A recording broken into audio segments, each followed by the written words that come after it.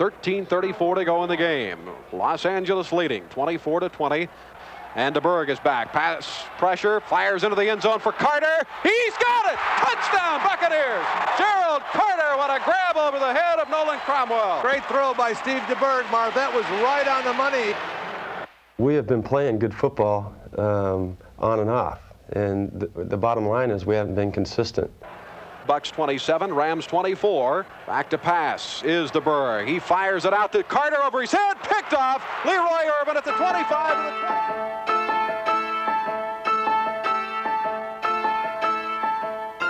And the Giants are going to get away with this one as the frustration continues. Well, I think the fact that we've played a lot of very good teams close, and we've self-destructed in some games that we could have won. I think that is the lining, if you will, in the dark clouds. The year of mistakes. You know, we've been competitive and we've been in games to the last minute, and we make our own mistakes. We self-destruct somehow. In 1985, the Tampa Bay Buccaneers were a team deserving of a better fate. Playing their best football against the league's elite, the Bucs saw outstanding individual performances overshadowed by heartbreaking losses. It was a year eagerly awaited that proved to be not easily forgotten. Winning gave way to learning. Learning produced growth. Amidst the season of inconsistency, it was that growth that leaves the Tampa Bay Buccaneers stronger, wiser, and better prepared to face the future. Well, throughout the year, we played from time to time exceptionally well. I was very pleased with the way we grew, the way the players adapted to some of the things that we were trying to teach as a coaching staff. I think next year we're going to be a much better football team. I think we will have grown a lot. Very proud of the way that they have performed, the way they've stayed up, and our attitude has stayed very positive.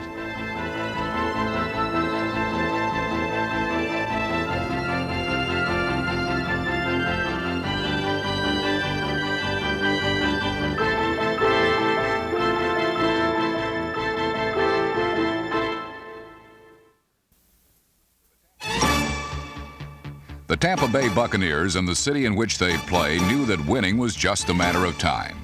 Entering Week 10, the frustration of so many near misses had prompted an overwhelming desire to win. It was simply time to take it out on someone. The St. Louis Cardinals had drawn the short straw. The Cardinals possessed big play potential. However, the big play card on this day was dealt by the Buccaneer defense, and St. Louis had no alternative but to fold.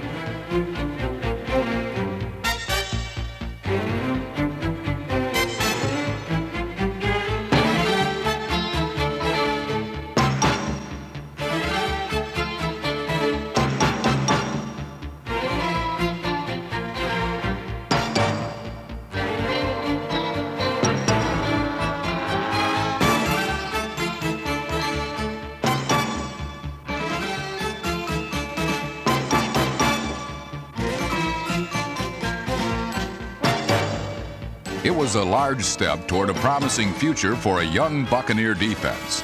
A potential had been realized in this total team effort. Offensively, the Buccaneers sought success through the air and found it. Reliable veterans like Jimmy Giles, number 88, and number 40, Adger Armstrong, teamed with quarterback Steve DeBerg and produced results. On previous Sundays, when one side of the Tampa Bay line performed, the others seemed to falter. Against the Cardinals, a balance was struck. Buck loyalists were pointing toward this game, knowing that it was just a matter of time. The Bucs had grown during their hard luck. The 16-0 shutout was the first in 6 years for Tampa Bay.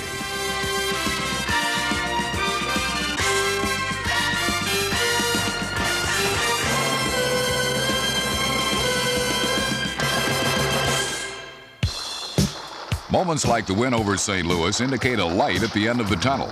Despite their setbacks in '85, the Buccaneers stood like pillars of strength when they could easily have crumbled. To Lehman Bennett, these pillars represented cornerstones and building blocks, draft choices emerging as team leaders. The Buccaneer defense is largely a product of this process. Number 23, Jeremiah Castile, was drafted third by the Bucs in '83. And while leading the team with a Buck cornerback record 7 interceptions, he could also handle other facets of the position.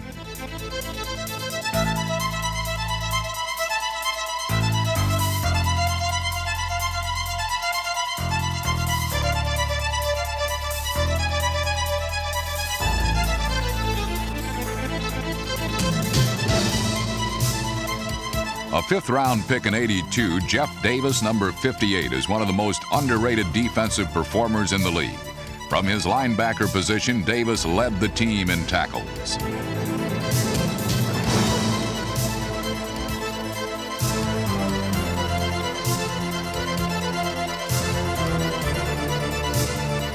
When Davis became a Buccaneer in '82, so did number 78, John Cannon. Cannon has fought off several injuries and many offensive linemen to become one of the Bucs' most consistent performers. Praises of number 51, Chris Washington, are beginning to be heard around the NFL. Drafted in '84, he is among the young and opportunistic.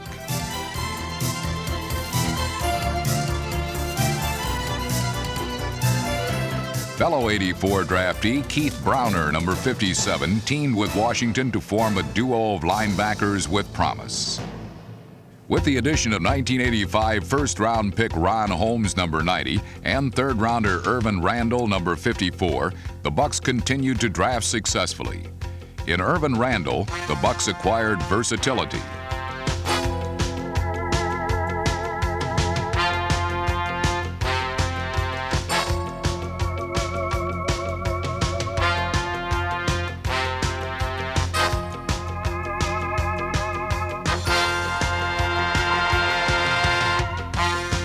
In Ron Holmes, the Bucs have one of the league's top defensive ends. In '85, his talents quickly earned him the respect of offensive linemen.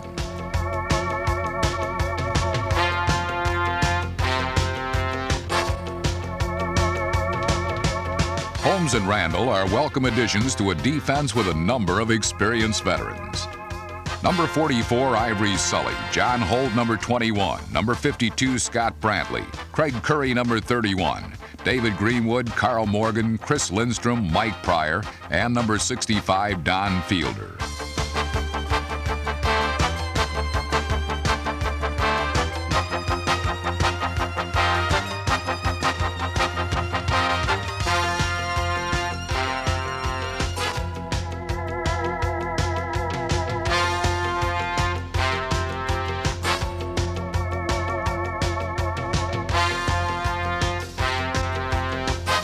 One of the league's best nose tackles is number 76, David Logan. With the loss of All-Pro Leroy Selman to a back injury, Logan became the leader of the defensive line.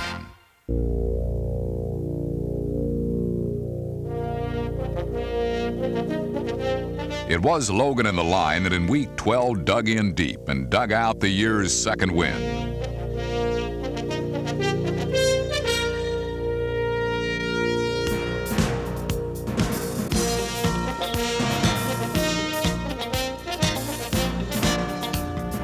It was a long day for quarterback Eric Hipple. He seemed to receive the brunt of the Bucs' defensive attention. Reverse handoff, rolls to the left side now, still looking, and will tuck it and run to the 10, and it hit hard. He is absolutely leveled. His helmet was knocked off by Scott Brantley. He was absolutely decked. While Eric Hipple was seeing stars, Buccaneer fans were getting their first glimpse at a player they hope will become a star. Quarterback Steve Young had joined the Bucs in Week 2 as an understudy. By Week 12, the book work was over, and it was time for a little game experience. Young showed the potential to be a prize pupil. This strong-armed southpaw possesses all the tools necessary to make things happen.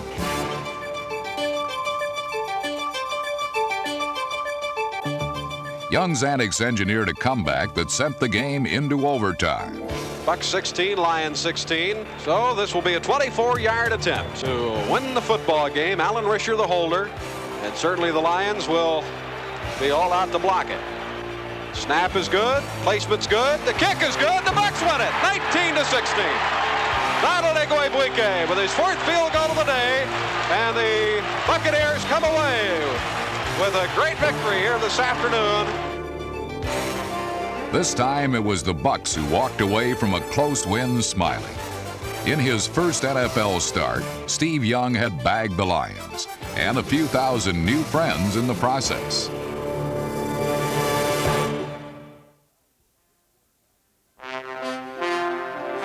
The value of a good quarterback in the NFL goes without saying. It is at this position that the Buccaneers are doubly blessed. Veteran Steve DeBerg gives the Bucs experience and leadership, while Steve Young brought with him a willingness to learn and an obvious respect. But I've learned a lot from Steve DeBerg. He is a great quarterback, and I've learned a lot from him. He's been in the league 10 years, and someone doesn't last that long unless they can really play well, and he's a great player.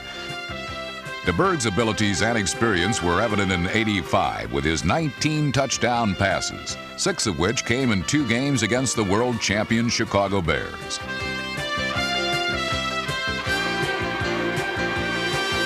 DeBerg's passing produced some of the brightest moments in the Bucs season, as he threw for almost 2,500 yards.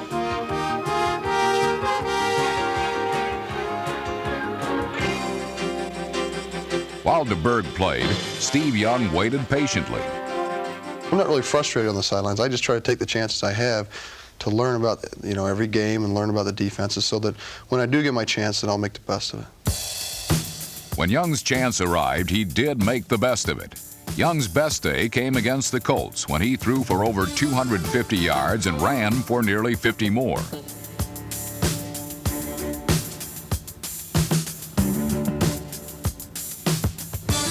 Young's running prowess was such that while starting only 5 games, he finished 4th among all quarterbacks in rushing. He also produced a little magic. Goes to the bomb. Out there is Carter, and it is caught! Touchdown! Kevin House! Kevin House caught the tip pass. It went off Gerald Carter, and House caught it for a touchdown. How about that? For number 89, Kevin House, making the magical was inevitable. House jumped, dove, stretched, and tight-roped his way to the club leadership in receiving yardage for the 4th time in 5 years.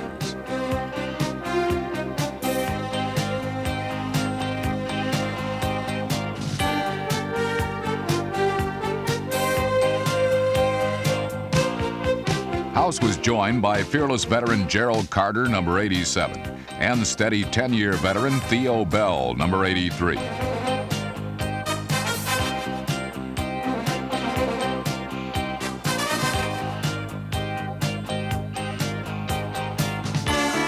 A newcomer to this receiving corps was determined Calvin McGee, number 86.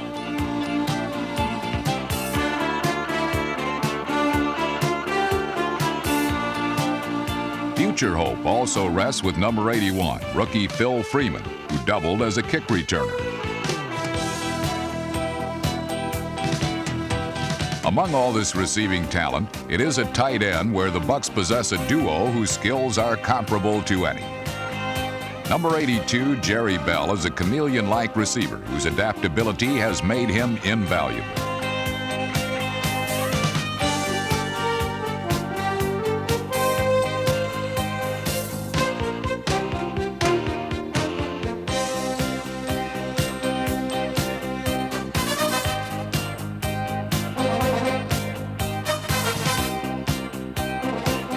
The other side of this tight end tandem is Jimmy Giles, number 88. In Week 7, Giles turned in a season's worth of work in 1 day. In '85, he bounced back to NFL prominence, earning his 4th Pro Bowl trip. DeBerg back to pass. Watson wide open. Giles got it. Touchdown, Buccaneers. Giles caught at the 20, to the 15, to the 10, 5, touchdown, Buccaneers. Jimmy Giles fires into the end zone, and it is touchdown. Jimmy Giles, what a grab. His 3rd touchdown of the day. DeBerg back to pass. Fires out. Giles caught. Gets away. And in. Touchdown, Buccaneers. Holy smokes, this is the Jimmy Giles day. 4 touchdowns of the day. After making the great grab one-handed, He got away and took it in. DeBerg to Giles for the 4th time.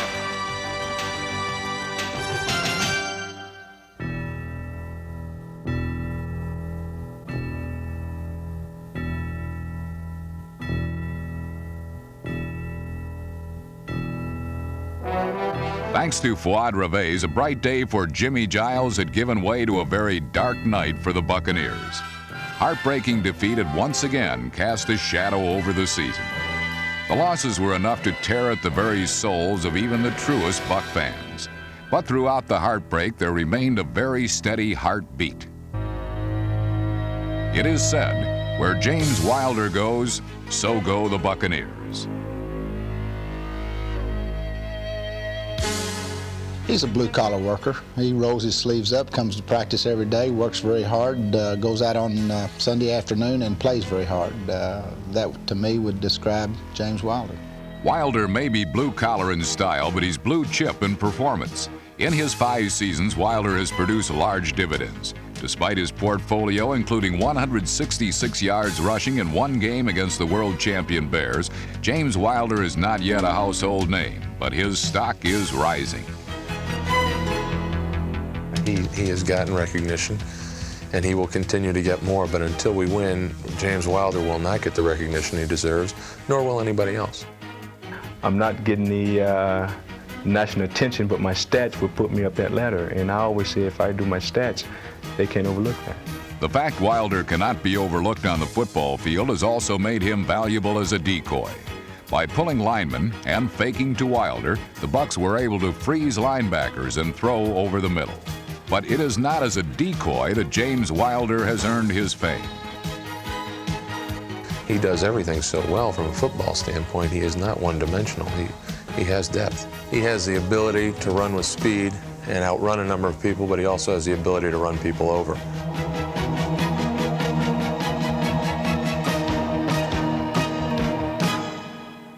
I say I'm a very unique running back. You can copy other styles, but I feel like I have a style that no one else can copy.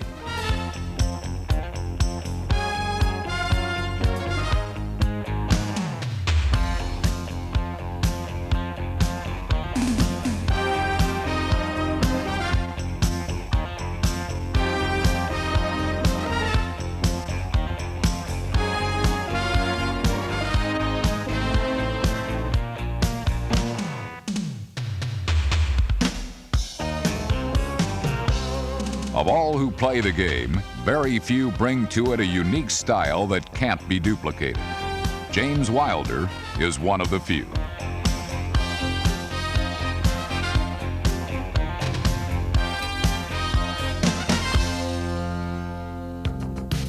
The men who block for James Wilder in the Buccaneer offense are unsung in their heroics, but their spirit embellishes that of the entire team. Number 66, George Yarno, and number 72, Steve Corson. Center Randy Grimes and number 68, Rick Mallory. Anchored by number 62, Sean Farrell, and number 73, Ron Heller, this line allowed the fewest sacks in the NFC. Here against the Bears, Heller makes his initial block. He reads the stunt by the Bears' number 99, Dan Hampton, then moves off his block and picks up the blitzing Hampton.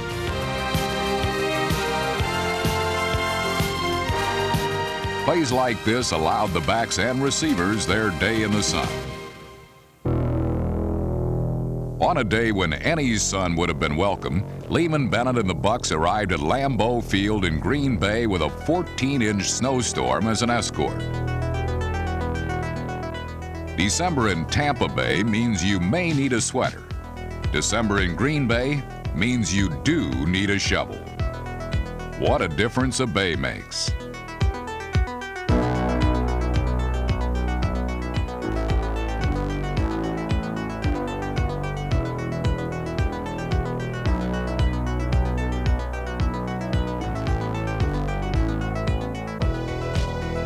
In an era of AstroTurf and dome-covered stadiums, this Sunday in Green Bay was reminiscent of old-time football. Unfortunately for the Bucs, this nostalgic trip left them out in the cold.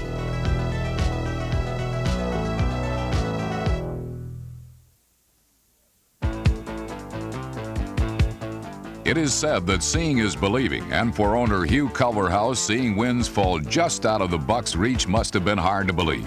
For the fans, it's been perplexing. We're trying to build something. We're trying to build a program that will last and be effective and be winners through the next 5 to 10 years, and you have to start somewhere. The best thing about our situation was Lehman Bennett.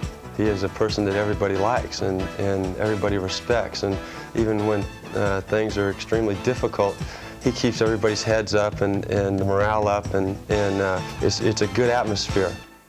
Lehman Bennett's job is to build a winner. He believes you build on the positive. And in '85, despite the record, there was plenty of positive to build on.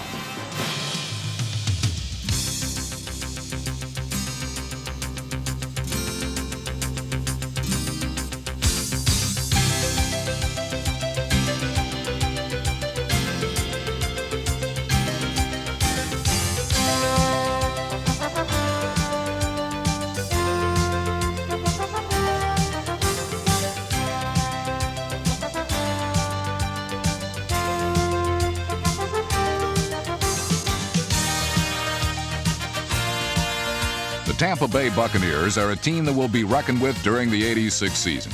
With a mix of proven veterans and talented young players, the Bucs entered this year's draft with 4 of the top 40 picks, including the very first. These new players arrive at a franchise with a renewed attitude.